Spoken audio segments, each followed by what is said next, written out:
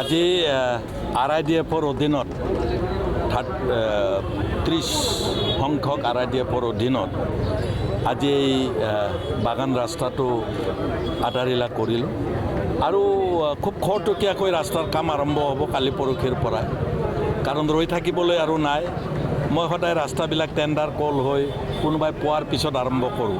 সেইকাৰণে ৰৈ নাথাকে ৰাস্তাবিলাক কাম কৰোঁতে আৰু সেইখিনি ধৈৰ্য মোৰ আছে গতিকে আজিও এই ৰাস্তাটো টেণ্ডাৰ কল হৈ ঠিকাদাৰক চেংচন দিয়াৰ পিছতহে আমি আধাৰিলা স্থাপন কৰিছোঁ মই ভাবোঁ এই ৰাস্তাটোৱে এই চিঙিৰিমাৰী অঞ্চলৰ দুই পাৰে থকা ৰাইজক যথেষ্ট সহায় কৰিব মই আপোনালোকক সেইকাৰণেই কৈছোঁ যে মই সভাটো কৈছোঁ যে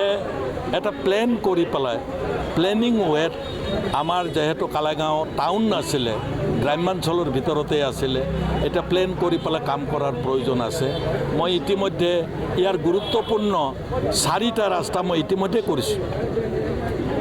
গতিকে মই ভাবোঁ আৰু 2টা বা 3টা ৰাস্তা কৰিলে সমাপ্ত হ'ব আপোনালোকে অলপ আগুৱাই গৈ কালাইগাঁও টাউনতে পৰিব কলেজৰ লেফ্ট ছাইডে আৰু এটা ৰাস্তা হ'ব কেইদিনমান পিছতে আধাৰিলা ৰাইট ছাইডে এটা ৰাস্তা হৈছে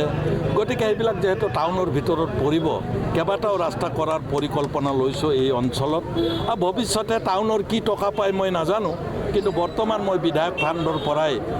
এই ধনবিলাক আবণ্টন কৰি ৰাইজক সুবিধা দিয়াৰ কাৰণে চিন্তা কৰিছোঁ আৰু আশা ৰাখিছোঁ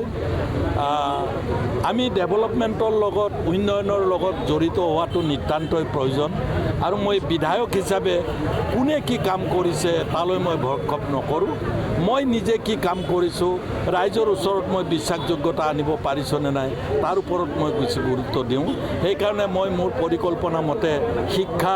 এডুকেশ্যন আৰু স্বাস্থ্যকে ধৰি কেইবাটাও বিভাগত এই কালাইগাঁও সমষ্টিত কাম কৰিবৰ কাৰণে প্ৰচেষ্টা চলাইছোঁ